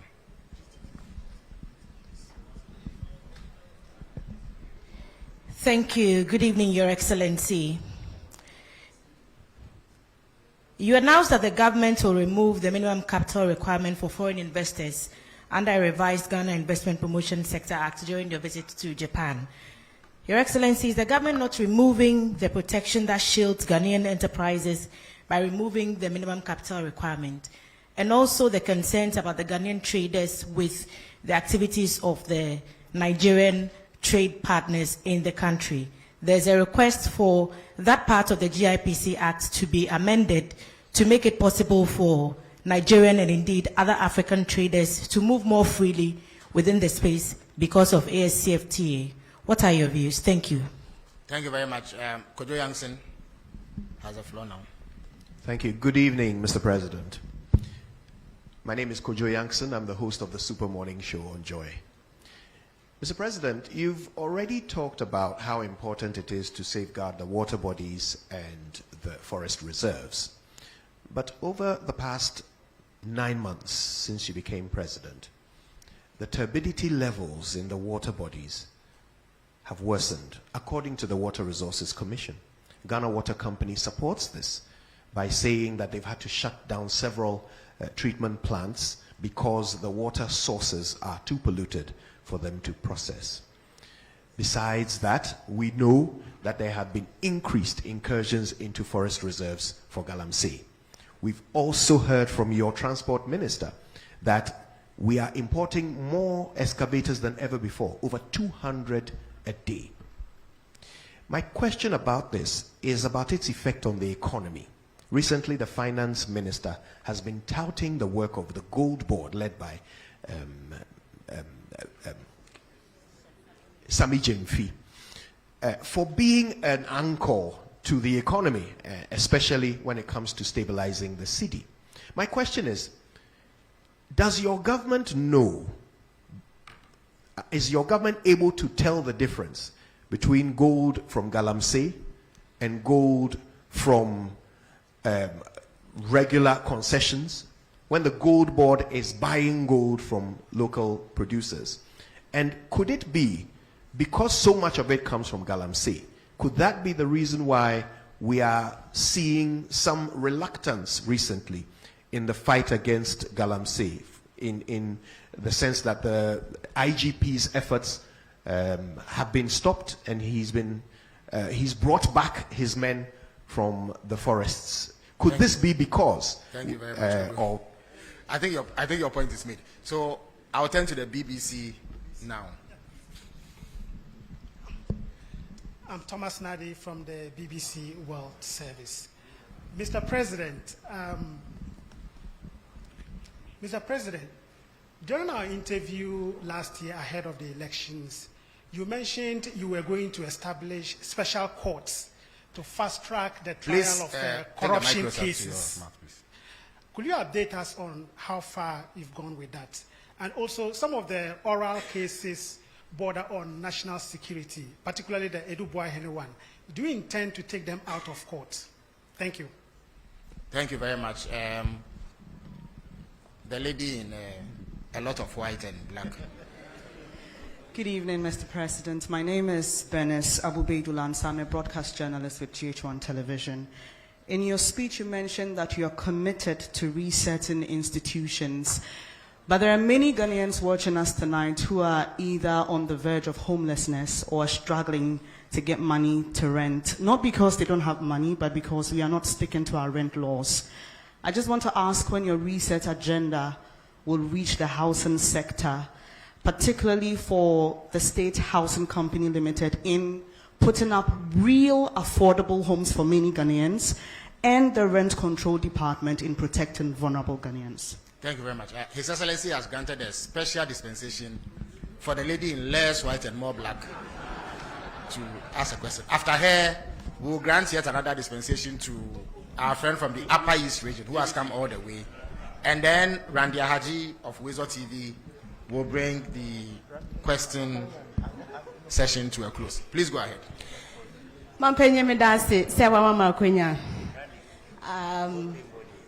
The question is today if you ask a man to one family and Kebehame pa. Meeting Eddie Monica is Anoba home-based television. Mepacho wa bole bamboy tuna kalba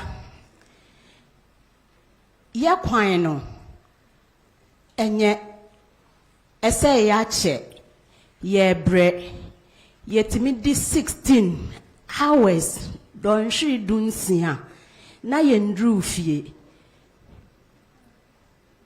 ye bisa se mampenye die na wo ye de amayen ye mu bia ye ntimi mfasre foma na ebefe ye ne den so bin so ene bamboy enko a yetimi di don hyirim yenu ewo ho na ye mfiri mu enam so makwemu ka for me share am robbers omunso afasa akwenya no so ha ye pa na musuo bo na okokasa okofa state transport which is STC then you due because omono they drive with care and caution to on kan ho kra enti na wunyandri obede nyane ada sori sa na onansi na tatai wadaroma odi anka kwan ho nsem de nka oya ade pa na ye de na ye de wayi ye free musa da ben ene ye hwe wenim se obafia boyen. So our friend from the Upper East region would have Upper West region. Is it Upper East? Upper East region, yes. But you have only one question, please. Thank you very much. Only one of you is allowed to ask a question. So thank since you very are both much from the for same region, yeah. Please go ahead. Yeah. Go ahead. Thank you very much for the opportunity. My name is David Adapuna from Mike FM in Avrongo, Upper East region. Your Excellency, one of the things that beats the hearts of my people has to do with the Poligo Multipurpose Dam. This was an initiative that was started by the NPP government, but unfortunately, we could not see its completion. This project held so much prospects, including that of irrigation, power generation, and flood control. Just recently, the Barry Dam was opened and we saw the devastation it caused. We're asking, now that the project is not happening, what plans will your government, your Excellency, have for my people so that our concerns are addressed? Thank you. Thank you very much. Okay, so please go ahead. Okay. Grant him the... Thank you very much, Your Excellency. I'm called Joshua Sir with A1 Radio and Bolga FM in the Upper East region. Mr. President, in our region, that is the Upper East region, currently we do not have a standard sports stadium. And as a result, sports and youth development are greatly hampered. The only existing structure, which was built in the 70s to serve as a sports stadium, is no longer fit for purpose.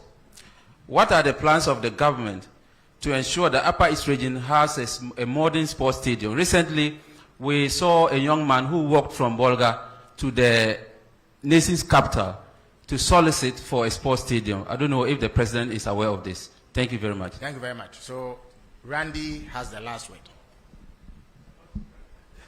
Thank you, Mr. President. Please, Mr. President, I want to find out the latest updates on the Ghana's version of Ashigame proposed to be established at Aplawa. And also, per my last checks from the whole airport, there were plans to establish an aviation school. How far with that one too? Thank you. All right. Thank you very much. His Excellency will answer these questions.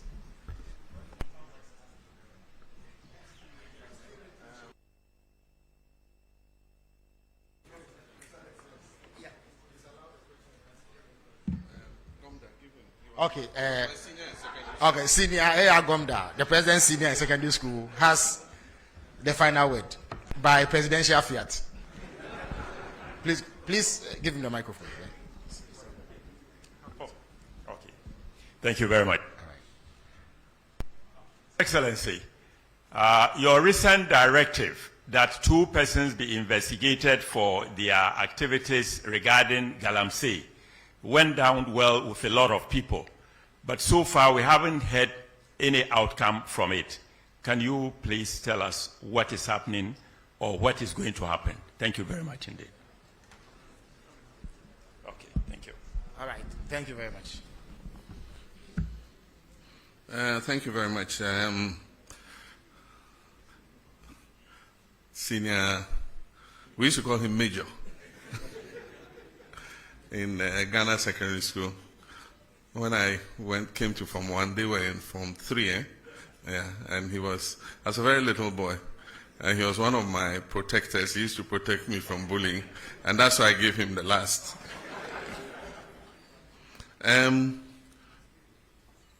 The first question was from, what's your institution? Oh, Radio France. Yeah, okay, it's about Ghana-US relations. First, we were slapped with 10% tariff that was increased to 15%, and then we're included in 36 countries that were going to be placed on a visa ban. But in the meantime, all 5-year visas were cancelled, and we were restricted to single entry 3 months. It shows the tightening situation in our foreign relations, but I do think that we still enjoy good relations with the United States of America. We were approached by the US to accept third-party nationals who were being removed from the US. And we agreed with them that West African nationals, were acceptable, because all our fellow West Africans don't need a visa to come to our country. So if they decided to travel from US to Accra, they don't need a visa anyway. So if you're bringing our colleague West Africans back, that's okay. And so I think that agreement has been activated, and a first batch of 14 nationals came. Several of them were our Nigerian brothers. They opted to go back home, and so we facilitated, we put them on buses, to be able to go back home. One of them was a Gambian who it's not as easy. You have to get him an air ticket to be able to facilitate his travel. So what we've done is contacted their embassy to let them know of his presence so that they can facilitate his return to Gambia. And so that's the issue with regards to deportations and arrivals. West Africa has the protocol of free movement. And so any West African is free to come to Ghana and be able to stay for 90 days. And so if they decide to bring them, we don't have a problem accepting them.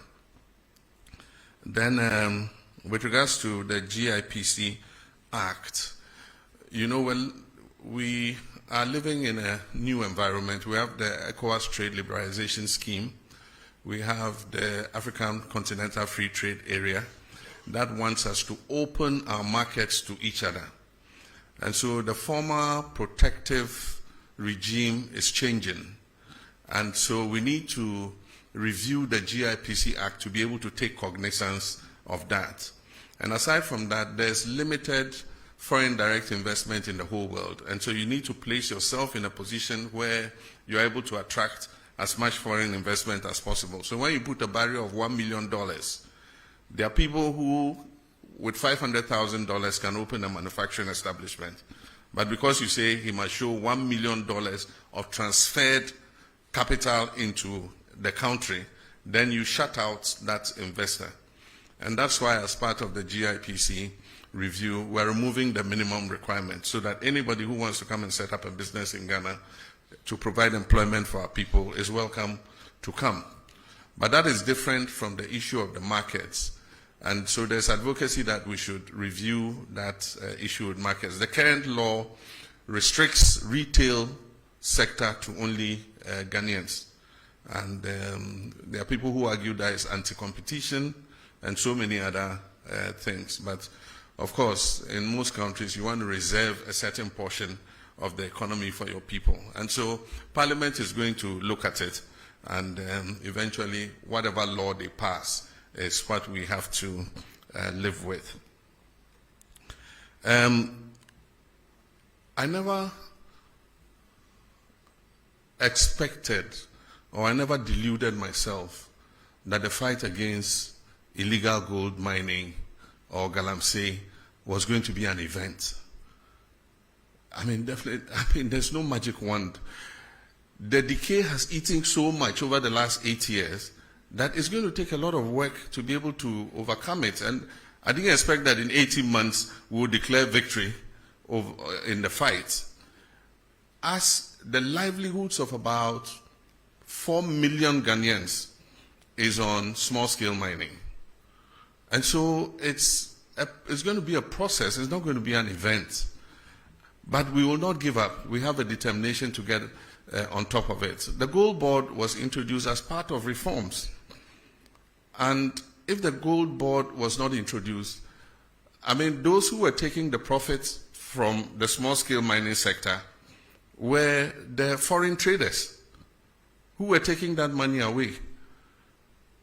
In 6 months, we have exported over $6 billion. About $4 billion of that money was going to go into the private or foreign traders.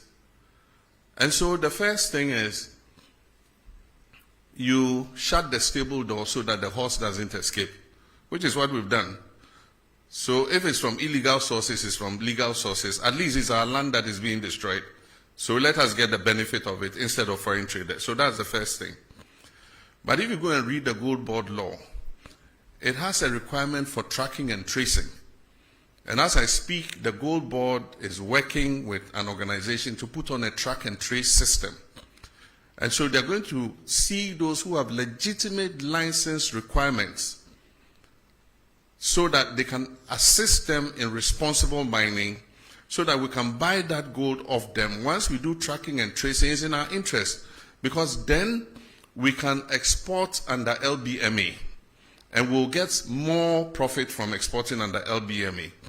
So the Gold Board is not just about buying gold, it's also about financing responsible small-scale mining. And mind you, small-scale mining is not illegal in this country. It's provided for in our laws.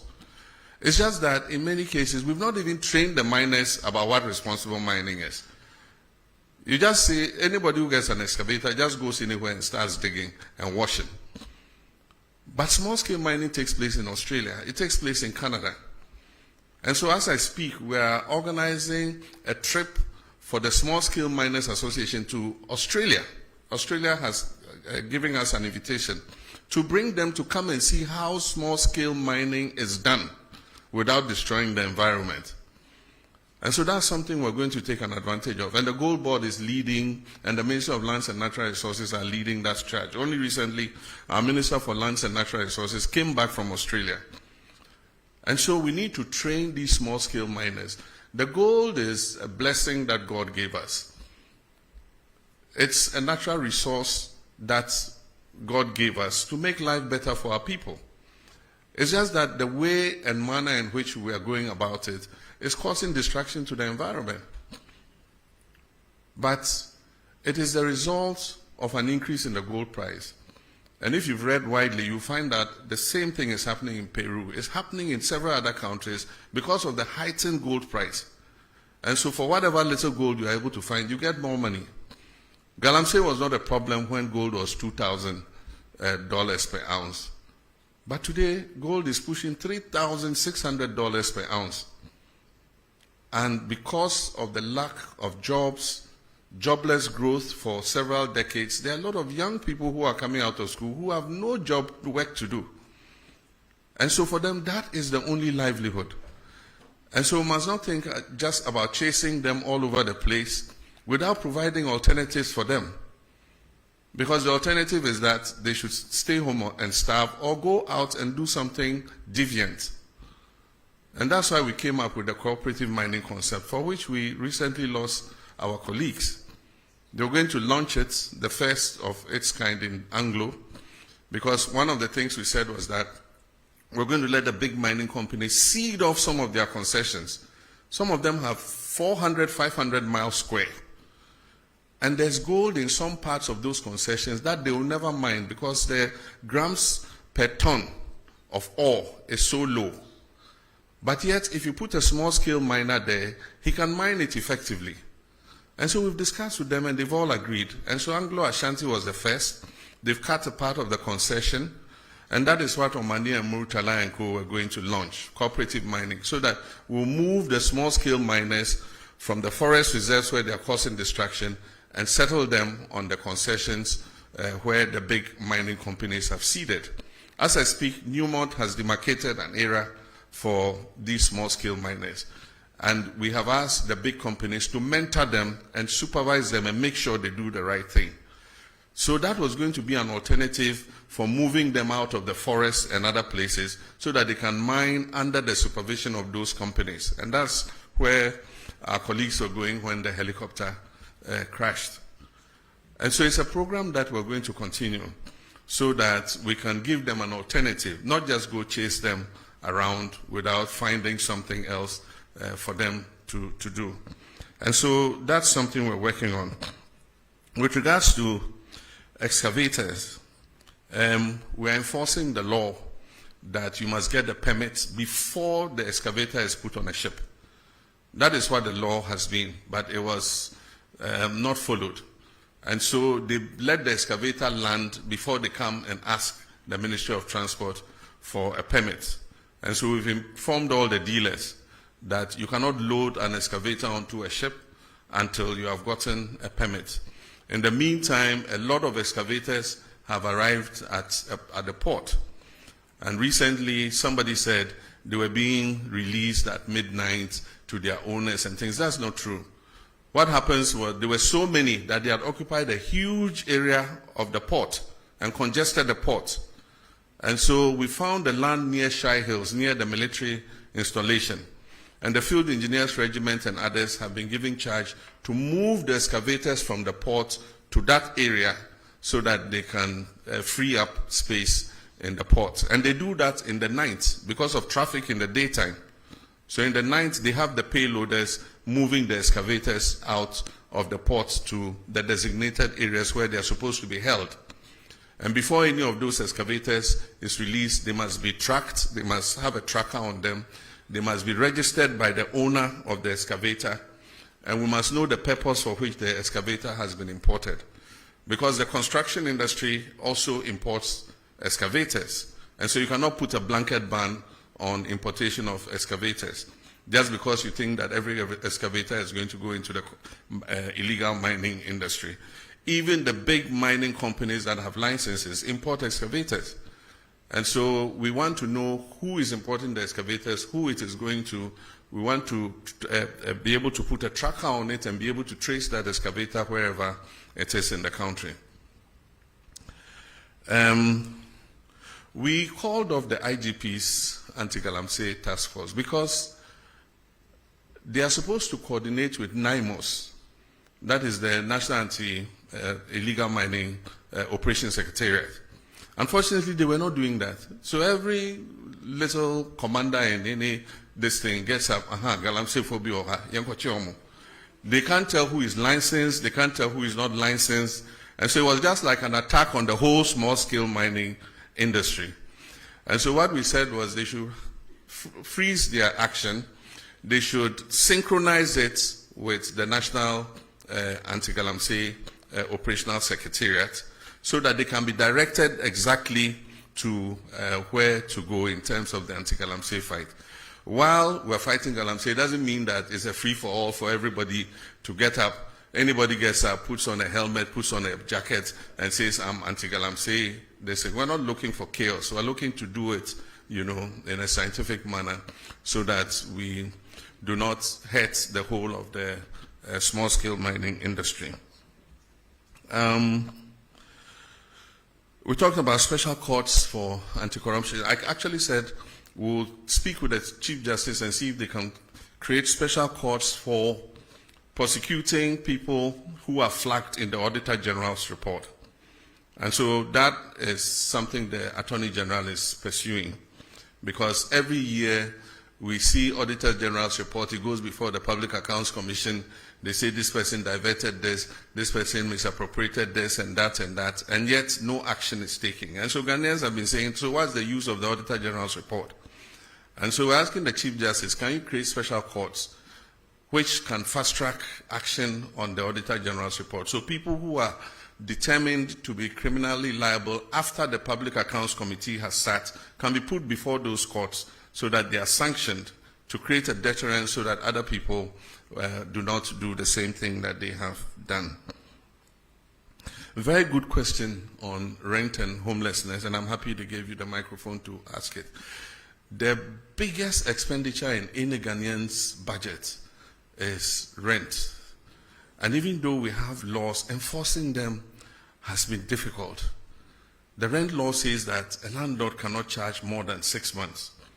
But the problem in enforcing the law is the connivance of the tenant and the landlord. The tenant won't come and report that they are charging him 1 year's rent advance because he wants the room. And so that has been the problem. And the problem is because our population is growing beyond our housing capacity. So the competition for accommodation and housing is very strong. And that is why we must expand our housing coverage. And I remember in our manifesto, we have a pledge to expand housing. And in the next budget, we're going to make provision for that. I've already had a discussion with some of the associations, the organized labor associations. Some of them have funds that are sitting in their accounts. And they have members who want houses. So what I've said is government will match their funds. And so if they give 1 billion cedis, we will give 1 billion cedis. And then one of the banks, Republic Bank, has said that they are willing to also match with 1 billion cedis. So if we get a 3 billion cedi fund, we can start building houses in all the districts. And as people pay their down payments, it will go back into the fund and it will become a revolving fund. And governments can give it to people. I said if you have like about 15 to 20 years before retirement, you can take a house and we'll be deducting from your salary monthly so that by the time your retirement time is up, you have your own accommodation to go to. And as we take those deductions, they will go back into the fund. So it becomes like a revolving fund so that we can increase the housing stock. But the Minister of Finance will talk about that when he reads the budget in November. Minyaba, se ufi yekrom honomo. Techiman wenchi Bamboy Bole Wa Road, a major international corridor. Na nearby, adia ba say a quine say and say a bedroom rebia trucks ni bebre omoko Mali any Burkina Faso a ye Bobo Dulaso a hono a hoako ye quine a one faso ma omo enti omo mfa techiman omo mfa kentampo kwan ni bium eko pagansa na omo akomani because omo fa wenchi kwan na omo ko pie bole no mo pie wa no mo ko pie hamile wodru hamile a Bobo Dulaso ewo enchen ho a o pai efa wonsa benkum so a ede wo ko Bamako enti ama enhyen akese ne bebre enam sa kwan no so ekwan no so ya nye ne se ebetimi afa sa wait, how do you call wait?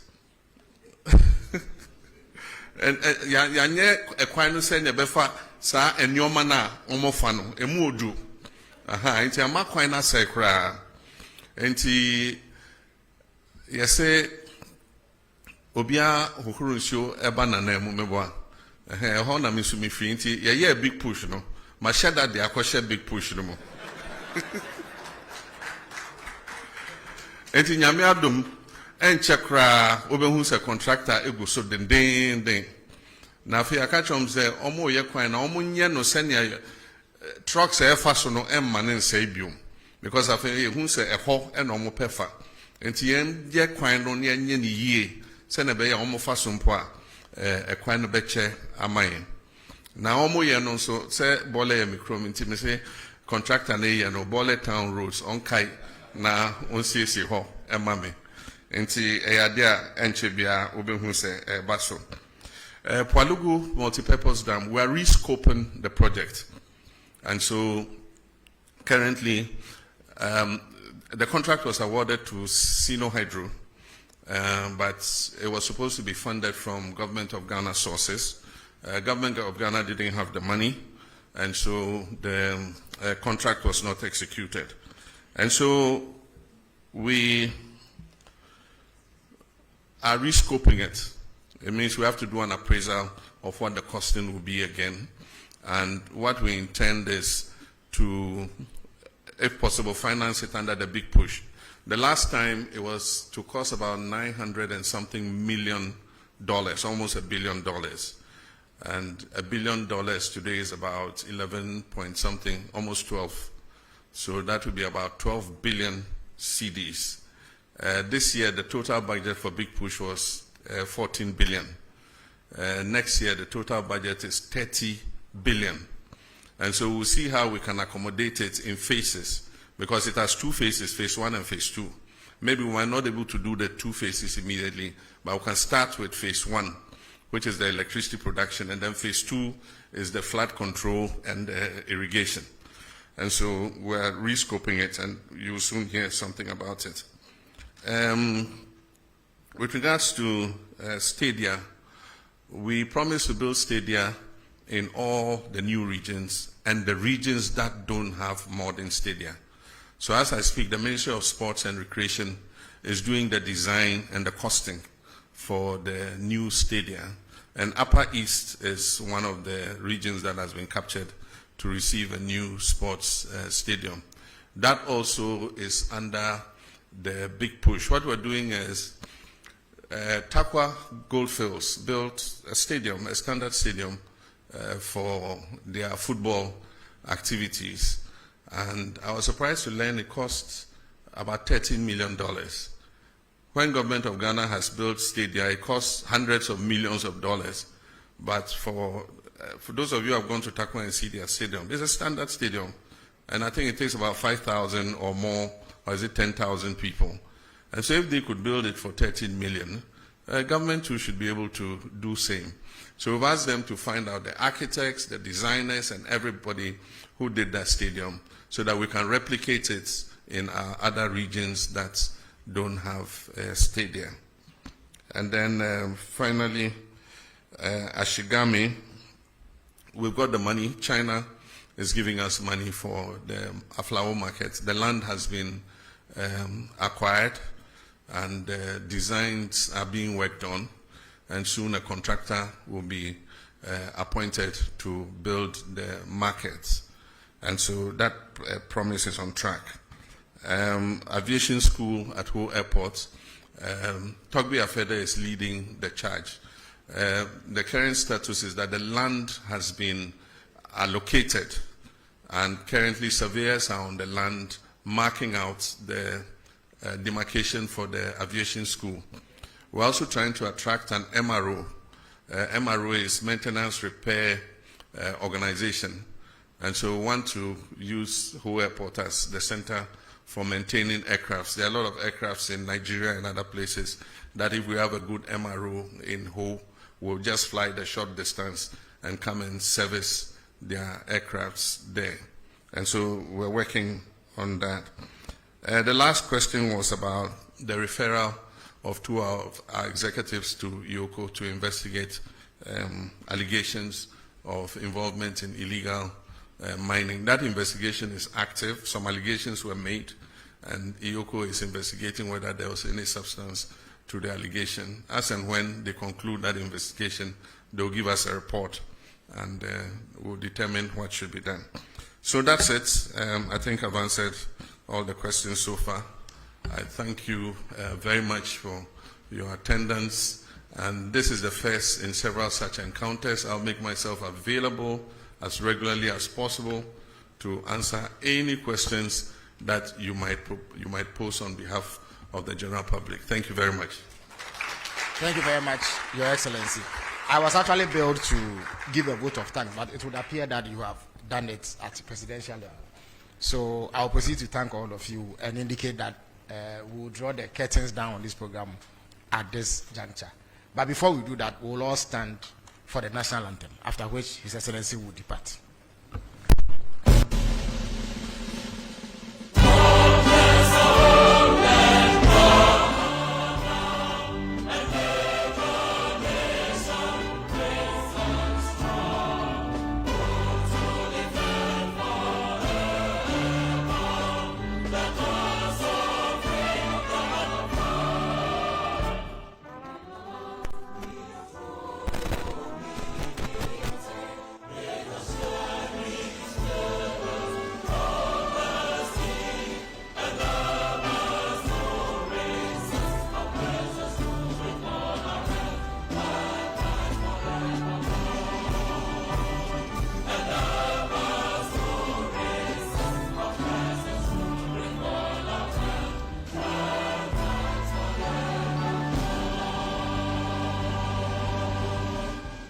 Shall we remain standing as His Excellency the President departs the hall?